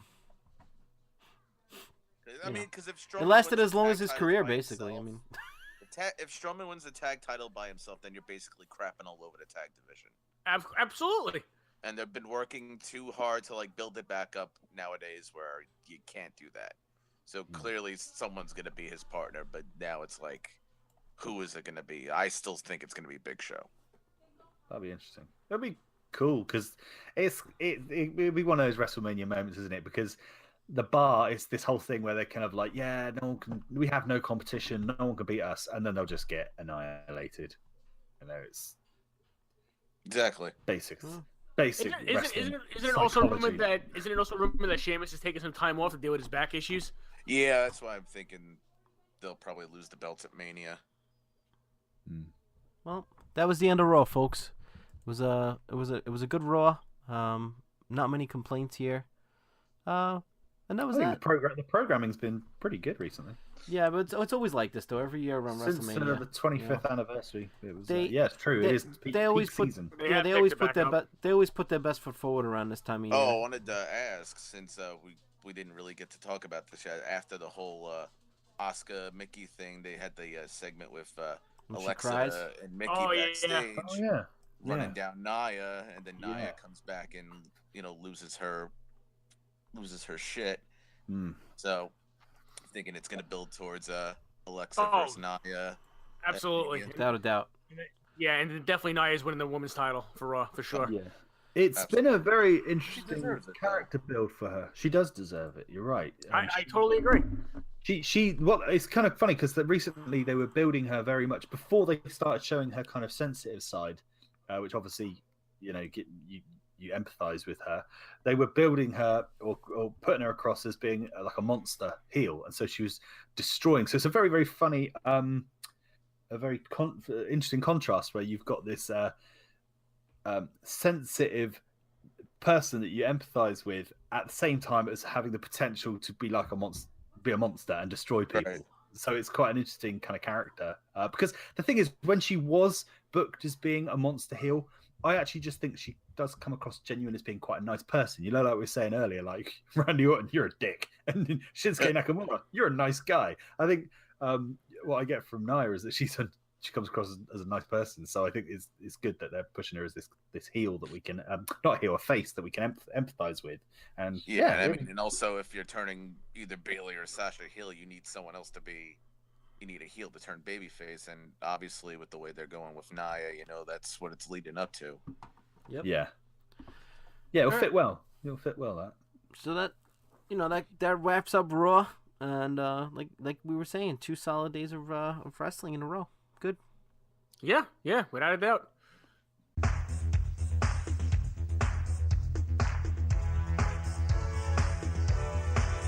Oh yes, with that unforgettable tag team music, we bring you 5 of the best podcasters alive right now. That's right, ladies and gentlemen. This week's special episode is going to be a special segment. We have 5 folks here. We got Howie. What's up, Howie? Yo, yo, yo. We got Jay. Going. Yep. We got John Lombardo. What's up, buddy? And we got, of course, last but certainly not least, Rich. What's up, buddy? What's up, boys? What is going on? Tag Nothing teams, much. that's We're what's talking going a on. little bit about a little tag team action this evening. We're gonna do a nice little round table, if you will, of Loving the round table. Love the round table discussion. I love it too. This is actually the most menage, if you will, of the podcast so far. This is the most amount of people we've ever had on at once. 5 people. We're hoping not for a cluster funch, in the words of my very handsome co-host Howie. So we're gonna do this week is gonna be the tag teams, best tag teams, favorite tag teams, crappiest tag teams, whatever kind of tag teams you want to talk about. This is gonna be the week for it. So I'm gonna start off with Lombardo, since you just joined us. Bring up a tag team that you may have loved or hated, or Who I think is the best tag team? I'm gonna go with Blanchard and Anderson. Tully There you Blanchard, go. and Arn Tully Anderson. Blanchard and Anderson, the Horsemen, if you will. I think pretty much any tag team. Brainbusters, that teams yeah. up with Arn Anderson. Yeah. The Brainbusters, good tag team. Yeah. They had a short stint in WWE, right? What were they at for, Yeah. like maybe a year or two, something like that? It was a little over a year, I believe. Yeah. I think they came Virtually in no gimmick. end of '88 and left at the end of '89. So yeah, about a Yeah, right year. around Survivor Series '89, they were gone. Yeah, but Yeah. they did win the tag belts though at some point, Yeah. right? Yes, they did. I thought they stood head and shoulders above every team they had. They were unbelievable. Yeah. Mm. Anybody have any fond memories or anything that they'd like to say about the Brainbusters? Well, I mean, I only started watching them when I started watching wrestling in '89 is when I first heard about the Brainbusters, obviously. So I didn't really know much of their NWA days, but thanks to the brilliance of the WWE Network, get to watch like some of the old matches that they used to have with like Luger and Wyndham or Warriors, and yeah, definitely. I would say probably one of my top 5 favorite teams of all time for sure. I really love Arn Anderson. He was like one of my all-time favorite like would-be world champions. Yep. The man had so much talent. He just made everything look so real. He's a great personality. Like I don't know. Great talker. Yeah, Tully Blanchard. Super You know. snug. Yeah, Yeah. absolutely. Never. From what I know, never really hurt anybody or anything like that. You know. Nah. It was he looked like a badass mofo. You know what I mean? He looked like your uncle that would beat the shit out of Beat the everybody. crap out of you. Yeah. Yeah. Yeah, exactly. He'll go grab that stick and whip you with it. You know what I mean? What do you say, boy? What do you say, boy? Get over here, boy. I'm gonna grip your ass. You know, Tully Blanchard was Let's awesome get too, on though. spot. You know, he was a great talent. You know, Yeah. I don't know if I loved him as much as I loved Arn Anderson, but definitely a good counterpart to Arn Anderson, I think. You know? I think at the time, though, I mean, you think about, I mean, we look at it now and we know that Tully and Arn were just, excellent technical wrestlers. And we were a really very natural pairing as the Brainbusters and, in legends of the sport, singles wrestlers as well. But I think at the time, if we think about I started watching wrestling, I guess, 1990. They were kind of out. They kind of had left the WWE, I think, around that time. And Right. WWF, shall I say. And so I kind of missed seeing them at the time. But, yeah, Arn never really got his chance. But at the time, early 90s, the characters were bigger and more colourful. And Arn was very much of, at that time, the old school. He was just kind of like this kind of the old school type wrestler. But we had the neon colours of Ultimate Warrior and the physiques, the chiseled godlike physiques, and that was the thing at the time, and it was very international. And so, having him in a kind of a world championship spot, you know, it was going to be difficult for him to take that at the time. I think that's why he probably never got that opportunity to go to to be in the main event, because they needed flashier superstars at that level. You know, Flair could shoot his mouth off, couldn't he? And sell a match. And Sting, and you know, he's colourful and bright and bold, and so. But Arn's gimmick was his talent inside the ring. So that was like everything he did was what he could do as a wrestler. Yes, absolutely. That spine buster, man. Oh my god! And the DDT too, man. The best. It's the absolutely. It's absolute poetry to watch. It's amazing. And I love the DDT that he did. I mean, because obviously when you think DDT, I mean, at least when I think DDT, I think Arn Anderson and Jake the Snake. Yeah, the two of them, masters. But if you think about it too, it was the same move, but it was also like what we always talk about, Howie, like the power bombs. Like there are different variations. I feel like Arn Anderson's was like, you know, when he did it, it was almost like the guy flipped over when he hit the ground. You know what I mean? Yes, that's exactly what I was just thinking. When Jake the Snake did it. It was like a face plant. Yeah. And he would like body slam you on your, onto your arm. Yeah. Like he was working your arm. It was a beautiful touchdown. Yeah, that was like one of those classic like wear down the body part move. Yeah. You don't get that much now, do you? Where they're softening up a body part and then to pounce on it later. Brilliant. Yeah. Mm-hmm. I always thought it was cool when Randy Orton started doing the Garvin Stomp. That was so cool, man. You know, the Garvin Stomp. You know, and also if you think about it, like another guy who did a really cool version of the DDT, Randy Orton. You know what I'm saying? Like the one he does off the second rope. Yeah, I love that when he does it sometimes, man. Oh, I feel like it looks like he really destroys their face. You know. Oh yeah. Yep. I love it. You know, and now we're getting into finishing moves, which definitely is going to be another topic. It has to be, you know.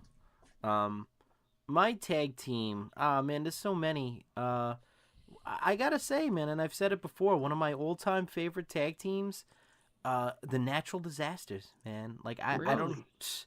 I would not expect you to say that. That's actually a really good choice. I love. They don't get as much credit as I think they do. Yeah.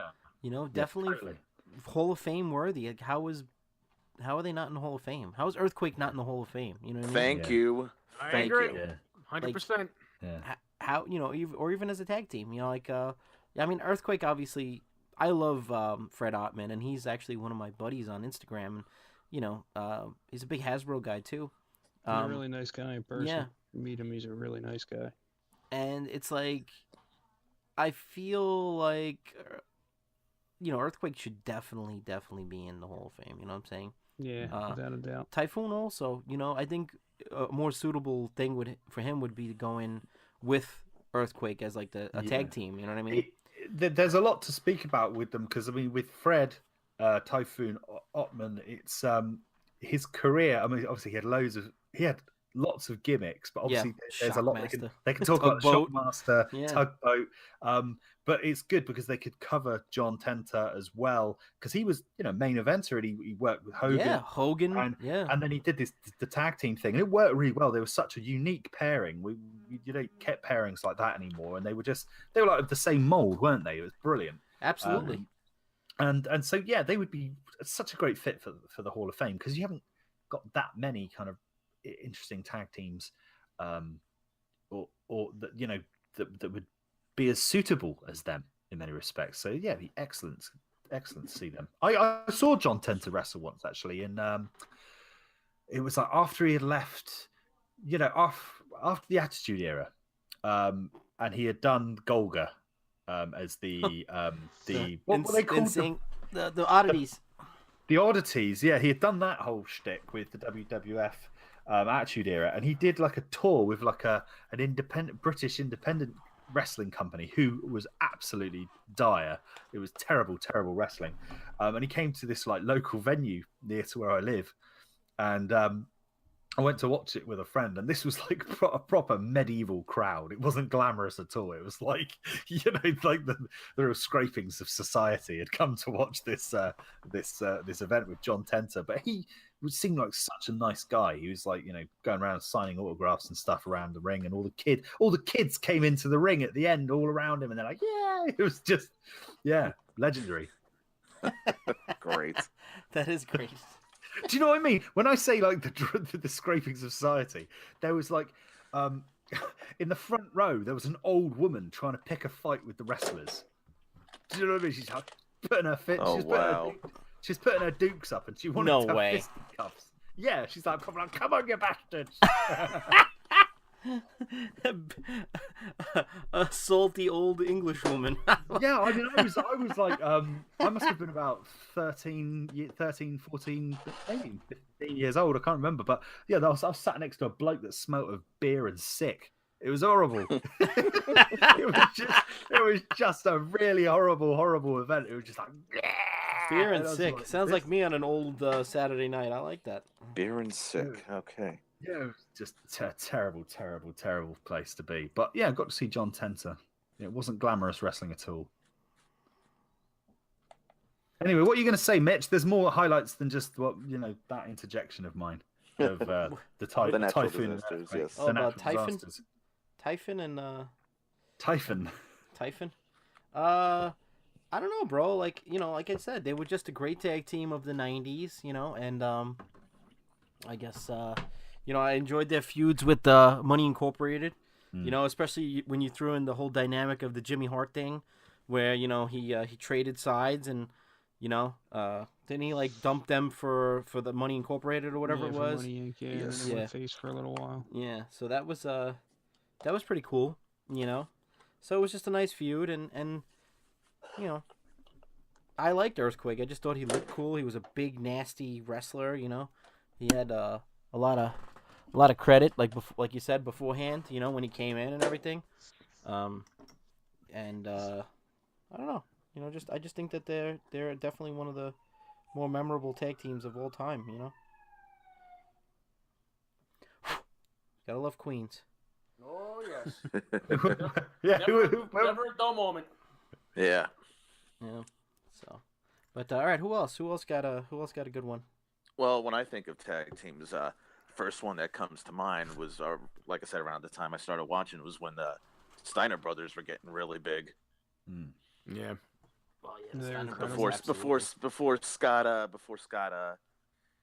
went Freakzilla Steroids? or whatever you want to call them. Yeah. Back when they actually was normal size and could actually do some like really. I mean, I remember the first time I ever saw the Frankensteiner, and I was like, Oh my "What God. the hell is Yeah. this?" Yeah. Did you ever really think he was normal size? Because I think like his Big Papa Pump gimmick is really just a toned up version of his size. Well, I mean, back in like in the late '80s, early late '90s, 80s, I didn't early really. 90s. I always thought he was huge. He was always. I mean, he huge. was a big guy, but I mean, Yeah.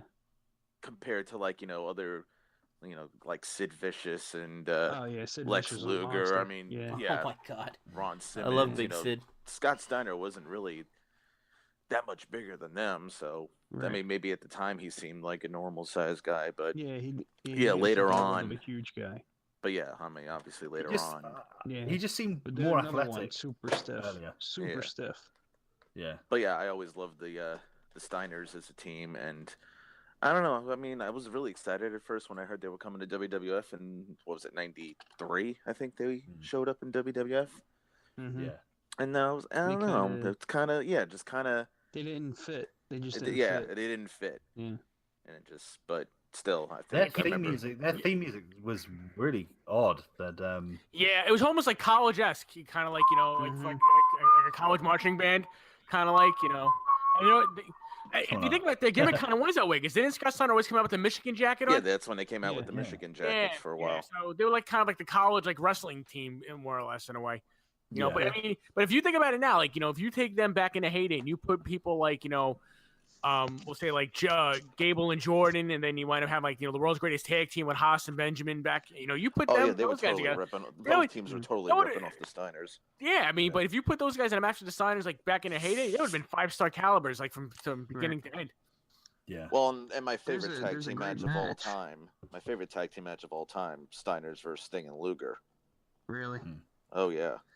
There's a great one with the Steiners versus Bret Hart and Owen Hart at one See, of the I had WrestleFest. heard about that match, but I haven't gotten a chance to watch it yet. Yeah, it was like a video exclusive match or something. You didn't get to Oh, see it Coliseum on TV. video. Coliseum Yeah, video back in and the it's a day. great match. Like it's solid, like a really really good match all the way through. I'm sure I could find it on the network or YouTube. Yeah, for sure. But yeah, I definitely thank you for bringing that up. I do want to check that out. Yeah, Scott Steiner had such an arsenal of yeah, even Yeah. Rick was great too. All those stiff suplexes. Rick and- Steiner is I think was very underrated. Absolutely. I was just super about to underrated. say that. I mean, Definitely. he was a former world television champion, for God's Yeah. sakes. Yeah. Yeah, he just, you know what it was? It was because Scott Steiner got so roided out and big that it kind of just like, I feel like back in the day, you almost looked at Rick Steiner as like the powerhouse of the two. Yeah, he's the bigger Yeah. one, too. Yeah. And then all of a sudden, when he got blown up with the freaking roids, Freakzilla, Freakzilla, if you will, you know, that kind of he just overshadowed Rick and kind of got pushed to the wayside. Yeah. And then when WCW tried to do something with him, like singles competitor wise, it just didn't click for some reason. It was like he was one of those guys that kind of needed. He needed Scott Steiner. You know what I'm saying? It was almost like a counterpart. You know what I mean? It was it's almost like as soon as he took off the wrestling headgear, it kind of like changed his entire look and everything. Yeah. You know what I mean? I mean, I could see what he was trying to do. Like he was trying to reinvent himself. Yeah. But it wasn't like the Natural Disasters where they could, you know, or Money Inc. where they weren't always associated with one another. So when they got together and then broke apart again, it was kind of like it wasn't like the end of their careers because they weren't always And Rick they was weren't actually around. yeah He was they around weren't- a lot longer than Scott. Yeah. right Yeah. but you know what I'm saying, like the more you know, I don't know, I just feel like they worked Too better as, recognizable together. Exactly, To be to- apart. Right. yeah, and then Scott just completely reinvented himself and became like his own entity, you know, and it was just Yeah. like, you know, I feel bad for Rick Steiner in a sense, you know what I mean? So I don't know. He's doing fine. Yeah, You know. I'm sure. So, what say you, Howie? What on the Steiners, or on my pick for a tag team, or a bit of both? I agree with all the sentiments of the Steiners. I think looking back now, when I watch matches of the Steiners in WCW before they went to the WWF, you actually, what I get a sense of is actually how really talented they were, scarily talented. And Scott Steiner was, as Vince McMahon would say, he was a specimen. He was incredibly muscular and incredibly athletic at the same time. The level, and also very technically gifted as well. He had, and like you said, he's got an incredible arsenal. He would fit in like really well into like today's product in terms of kind of like the type of moves and the way he was working. It was. Did you ever see his Steiner screwdriver move? Yeah, It was it's like beautiful. lift them up for a suplex Oh, yeah. and then drive them with an inverted pile driver. Half tombstone, wasn't it? Yeah, my God, that was Yeah, it's incredible. scary. I remember Very it being scary. my finishing move in like all the wrestling video games. Yeah, because The Steiner That's screwdriver. something that goes over huge in Japan. Like that's a Japan kind of move that they appreciated a different way than American audiences do. I can see how it worked for him to do that because he has incredibly muscular thighs. Do you know what I mean? So that he was able to protect his opponent's head from hitting the floor. Yeah, what a tag team! Absolute legends. I guess my pick would be so many to choose from. It's not going to be high energy. It's going to be the Road Warriors, There you Legion go. of Doom. It's got to be. Oh, yes. I think that's a universal favorite. Yep. Absolutely. Who doesn't like the Road Warriors? That's Just from the point of view of their image and what they represent, as a tag team. The idea of two guys being a team and being completely gelled as a team in the way they work in the ring, the move sets they have, their image. That they were everything in that way. And the gimmick with the shoulder pads was one of those things that in the 80s and 90s transcended the sport, in that it was such a powerful gimmick that people who were kind of like not really into wrestling, they recognized that there was this team that had the spiky shoulder pads. Oh, like that team with the spiky shoulder pads. And I remember as a kid, other kids would say to me, yeah, once did you ever hear that they used a spike in a match and they killed a man? I'd hear things like that, and it kind of gave me like there was a lot of mystique with that. There was like, whoa, really? But this is kids talk. But they were just badass. Started off as heels, I guess, and they just kicked everyone's ass. And that is a brilliant recipe for getting a team over, And then they would be up against people like the Midnight Express, who are that kind of smaller, more compact team, but they were crafty, and it was a good balance. And I've always enjoyed, especially with their early stuff. I enjoyed that more. Enjoyed that, especially in 1992. They were at Wembley for SummerSlam in the United Kingdom. That was awesome. Came out on motorbikes. Fantastic. All right, yes. It was awesome. They were actually the first guys I remember seeing use a motorcycle to the ring. Yeah. Yeah, and their theme music went with it so well. Their theme music sounded like roaring motorbikes, didn't it sound like engines? It was incredible. And their Doomsday Device, my God. Oh my God, that finishing move. Even like the promos when Paul Erling was like, the manager, and like, the newspaper. Like, yeah, that, and like, what do you say, Hawk? Well, he'd always start like, yeah. Tell him, Hawk. Well, it goes like this, and he like just goes through the whole thing, That's amazing. Yeah, their image, and there was obviously different like kind of eras. They were the Road Warriors, and they were kind of in their kind of the black leather with the studs, which is kind of very Demolition-esque, and then the bigger, broader shoulder pads, and then they got the more glamour of the WWF product, where they had the red and black.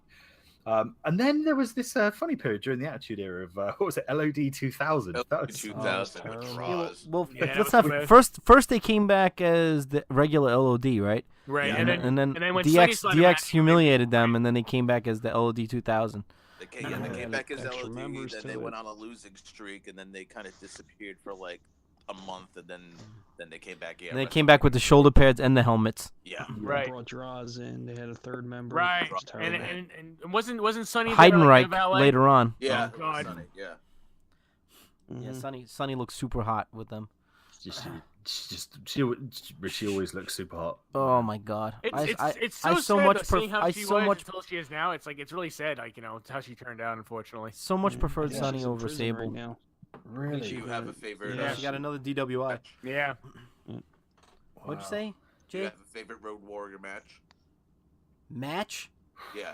Oof. Any of their matches, what was your favorite match involving the Road Warriors? Would you say? Wasn't there a really classic match between them and Money Inc? It's just at Wembley Stadium. Yeah, that was at Wembley Stadium. That definitely sticks out in my mind for sure. I love Money Inc. and I loved LOD as a tag team too. I loved when they feuded with Demolition. I just didn't think the payoff was good enough. No, they because they finally got got their hands on the Road Warriors. Right. It's kind of like one of those forbidden fruit type things where it's like, you put because a lot of the time they're so much alike. You don't know who should. And they got that really lousy like moniker of being the like imitation LOD, Right. So I don't know. I mean, there was lots of tag teams that fit that comparison. Powers of Pain. Kevin Nash was in one, wasn't he, in WCW? The Master Blasters. Yeah. The Master Blasters. Yeah. Singing Warriors, Blade Runners. Yeah. Yeah, that was their inspiration. Well, hold on a second. We didn't get everybody's opinion on what tag teams they. My bad. We didn't. So who do we got so far? We have Lombardo. We got me. We got Howie, and we got to did still do mine. Jay and Richie, right? I did mine. Wait, Yeah, gee, I The said the Steiners. Steiners. yeah. the Steiner brothers. You're right. You're right. And then we went into the whole talk about the singles thing and everything. So Richie, you're the last one. So I would probably say one of the greater tag teams that's, since they first came and how they were able to reinvent themselves, but also have a good backstory as being together since they were younger. I would have to say it would be Edge and Christian. I mean, from having this, growing up together and having that, already having the ability to know what each other likes and what they want to do, and then they come in first Edge, and Christian came later, but then he started out with the Brood, and then he's trying to change the gimmick and reinvent themselves by being more comedic, and then being inventors in the way of the TLC matches with the Hardys and the Dudley Boys and putting themselves on the map that way. I mean, multiple time tag team champions. I mean, they're definitely got to be one of the greatest tag teams that there ever were. Yeah, I agree. they were very adaptable, and of the era that they were part of, the kind of Attitude Era, they were so kind of young and I guess willing to put it all on the line, like some of those matches they had with the Hardys and stuff, the ladder match, tables, ladders, chairs, and stuff. My God, just they took tag team wrestling at that time. Yeah. They brought it to an It was They the brought it to flavor an of the I mean, time, wasn't it? yeah, I mean, just the one thing you think about Edge, one of his biggest achieving moments, or one thing that always stands out, has got to be, and it's even shown to this day, WrestleMania 17, the spear off the ladder right into Jeff Hardy when he's holding onto the belt, taking him right down to the mat. I mean, that's a huge moment. It really is. It's one of those clips that's used over and over. Again, yeah. Right now to this day, you'll see it on stuff. Don't try this at home. Right. That kind of stuff. It's like a crack. Just incredible spear. Yeah, he practically grabs him and slams him, doesn't he? Vertically down from hanging off that belt. My God, awesome. And they carried on for ages. They went on to do great things as singles competitors as well. Yeah, yeah. Mm-hmm. And One of the them's a great Hall of Famer. Yeah. I'm pretty sure Christian will get in there at some point. Yeah, for sure. All right. Well, let's talk a few minutes about the worst tag teams, and then we'll shove off here. Let's give a memorable, terrible tag team or tag team that was not as not as good, not as good tag team. Let's start with Rich, since we went with you last. We'll go with you first this time. The last shall be first, and the first shall be last, which means I guess. Lombardo is going to be last. Good, because I'm going to need some time to think about it. All right, good. Yeah. Jeez. What's one of maybe Jesse and Festus, possibly Luke Gallows, with the horrible gimmick that he gets. Oh my God. Where he gets the bell rings and all of a sudden he snaps out of it. That was that's definitely got to be one of the worst gimmicks that they had for that in tag team wrestling. It's I think it's Terry Gordy's son too. Yeah. Jesse. Yeah, and that's Ray Gordy. Yeah. Did somebody just pass gas? Sounded like a fart. Howie, was that you? What, passing gas? No, if I pass gas, I own up to it. I'm proud of my brand.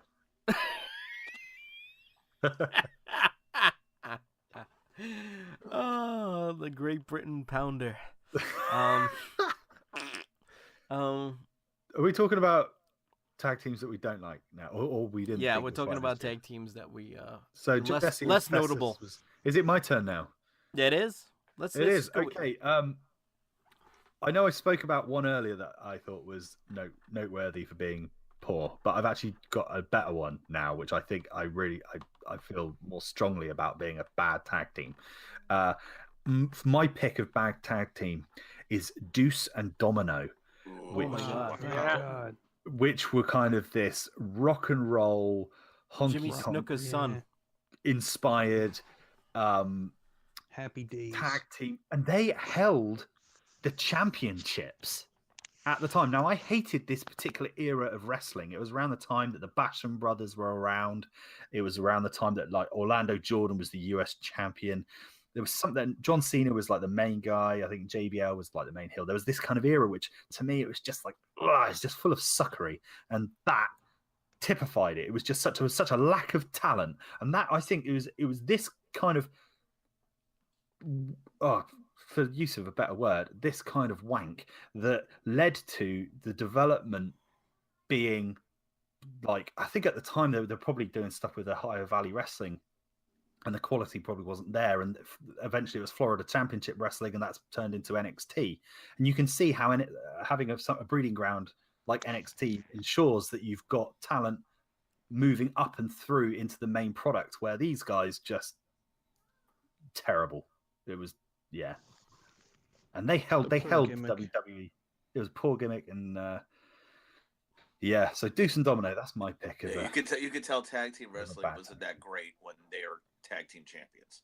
Yes, yeah, it's a shame they had like that long period where the tag team was in like a slump, you know, and then they were like, absolutely, you know, and then it kind of got revived, you know. It was cool, and it was odd pairings sometimes too. Like, whoever thought Billy Gunn and Road Dogg would be a tag team that was like one of the revered as one of the most popular tag teams of all time, you know what I'm saying? Like the New Age Outlaws, you know what I'm saying? They definitely get honorable mention for you know, one of the best, you know, in my opinion. Yeah, chemistry, brilliant chemistry with those two. It was like they were put together, but turned it into something quite brilliant, you know. Which is, I guess, in some respects, Aiden English and Rusev.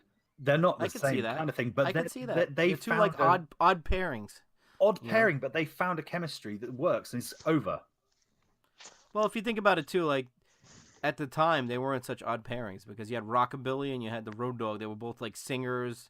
Yeah. You know what I'm saying? Like they were both like those kind of like southern country. You know what I'm saying? Like he was with there was two guys they had nothing else better to do with, right?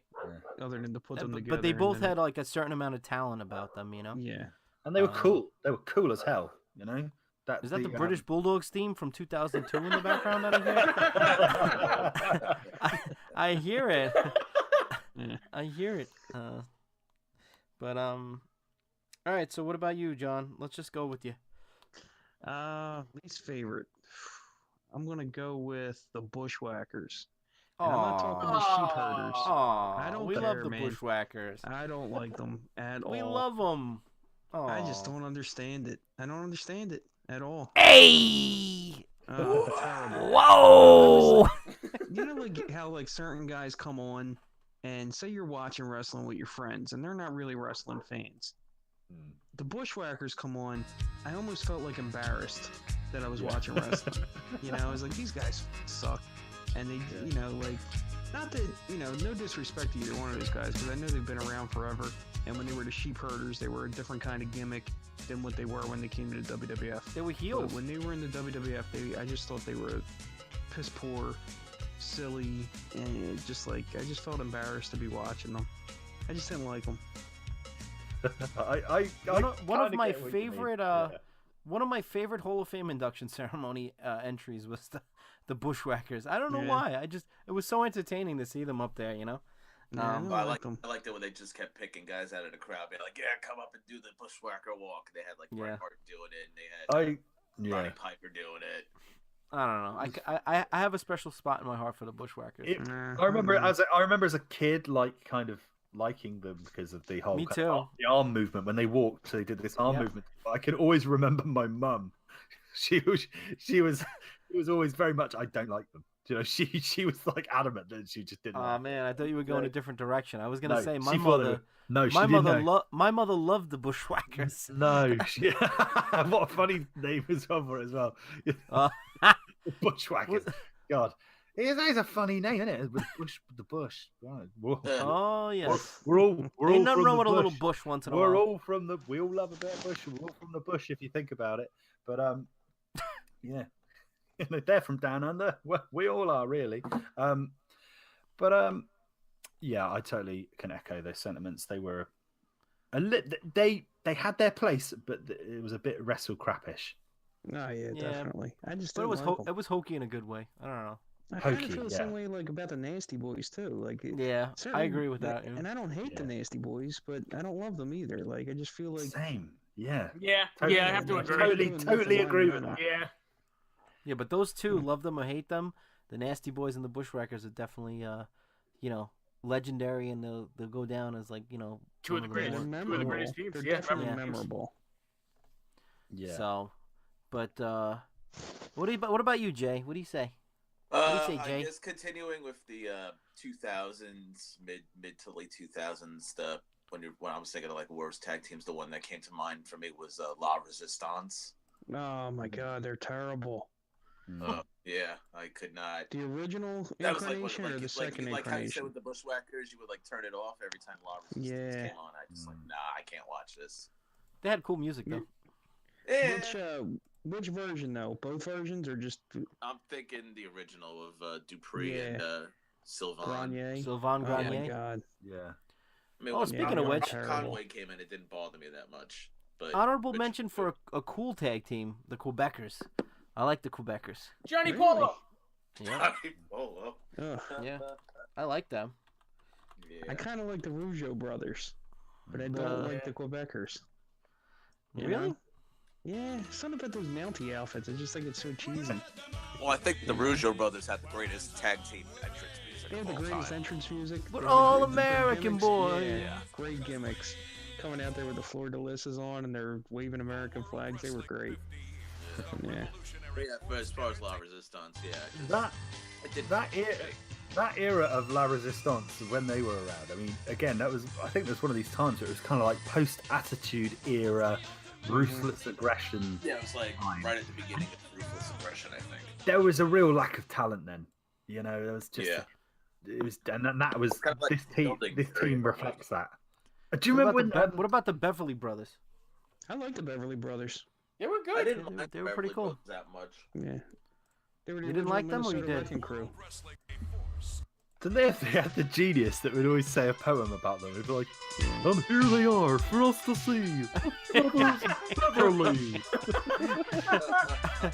you know what I mean? You're like, oh, God, I'm a big Mike Genius. Enos fan now, so. Mike Enos, yeah. Mike Enos was one of the Beverly. Him and Wayne Bloom were the Beverly brothers. Wasn't I he one always of the liked Mike American Enos. the American males in WCW as well? No. Who was That that? was Marcus Bagwell and Scotty Scott That, Riggs. that's it. Scotty He wore a similar outfit though Off in Bagwell, WCW. He Scotty came Riggs. back in Didn't- WCW. Didn't Scotty Riggs That was eventually a have terrible an eye team. patch or something like that? Yeah, he was had part that of when he joined the Raven's, flock. gang. Yeah. Yeah. American males, but that was a terrible team. American They would- males. they would American They males. would clap their hands as they came down the ring while it was kind of males. Yeah. They were utter, Marcus utter Bagwell was in a ton of bad teams. Stars and Oh. Stripes was a terrible one. It was him and the Patriot. Terrible Patriot, team. yeah. Remember Yeah. that? Oh man, Yeah. I was so amped up when the Patriot came to WWF. Oh man, Really? I Yeah. really liked Del Wilkes. Yeah. I just He had some pretty Yeah. good matches with Brett. didn't really pan out with him. I liked his Uncle Slam as well, the full Nelson Slam he did. It was Oh yeah, Uncle Sam's the Uncle Slam. yeah, it was like with conviction, he wouldn't. It was like the Kalas that Jinder Mahal uses, but he wouldn't Kalas. drop. He wouldn't drop. Yeah, the Kalas. He wouldn't drop to his knees when he did it. He would just like put him in a full Nelson, lift them up, and just slam them down the floor like a sack of shit. It was brilliant. They should have just called that move the sack of shit. It would have been better. Do you know what I mean? The There it Uncle is. Shitbag. Oh. How about a team that so like you thought patriotic. maybe had some potential? Sack of shit. Hmm. Well, Yeah, Marcus Bagwell he didn't have a good run of luck, did he, with gimmicks Nah. early on? no. Terrible. Buff Bagwell was the only, I guess, the only time when he really kind of Flourished. did anything of Yeah. importance. Yeah. Yeah, Don't forget Owen Hart and the Bulldog. Honorable mention. Oh yeah. yeah, that was Mhm. good. Good Great stuff. tag Honorable team. mention for me would be Chronic. Remember Chronic Oh, Brian Adams and and Brian Clark? Yeah. Brian Clark. Yeah. Yeah. Crushing Atom Crush- Bomb. Bomb and Crushing Crush. Atom Yeah. Bomb. Yeah. Yeah. They were I so think like that- intimidating. Yeah. The music was pretty. potential. The music was like pure techno. Chronic. Yeah. Yeah. I thought they had potential. Let's not forget the Heavenly Bodies. We mentioned that already. How about the 1-2-3 Kid and Marty Jannetty? The thing What about the new Rockers? Leaf Cassidy and Marty Jannetty. How about the original Rockers? Oh. yeah, you got See, to. originally, I was gonna say the original or the Rockers at first, but then I Yeah. wanted to You got to say the change Rock. it up a bit. But yeah, the Harlem Heat. Rockers were definitely one of the Oh reasons yeah, I got Harlem into Heat for wrestling. sure. You remember Harlem Heat 2000 when they brought like Tony? Oh yeah, Ahmed Johnson. Yeah, Big T. terrible. Big T. Yeah. Big Jeez. T and Stevie Ray. Huh. God. Yeah. One team I want to mention that I don't think nearly gets talked about enough is the Midnight Express. Great theme music. Yeah. The best theme music, hands down. Yeah, The I enjoyed Midnight that. Express. But it was the version I'm thinking of is Stan Lane and Bobby. Or Stan Yeah. Lee or Bobby Eaton and Steve Kern, I think, were the original, but I think the most popular for me is Stan Lane and Bobby Eaton. What about the Strike Force? Oh, Tito Santana and Rick Martel. Yeah. Girls Yeah. in cars. Total 80s right there. That theme song, Absolutely. Girls in Cars. Oh. And we touched on Demolition, but definitely one of the greatest wrestling themes of Oh, all yeah. time. we, Demolition. we also haven't mentioned the Heart Foundation. Well, we mentioned Bulldog and Owen. Who's No, the but Heart I- Oh, Foundation? what about Brett and Jim the Anvil? I'm talking about Brett and Anvil, the Yeah. original. Oh, okay. I know. Kidding. Yeah. And There's so many. I mean, yeah, we got the big dogs though. But all right, boys. Well, Yep. we're gonna disperse at this point, and I want to thank everybody for coming out this evening. I hope you guys had a great time. I know it was, Always a pleasure. yeah, I missed you guys last week. Hopefully, we don't miss many weeks. Coming up. Yeah, thanks And, again. Yeah, no problem. We got to get you on a full episode soon. Yeah, definitely. John.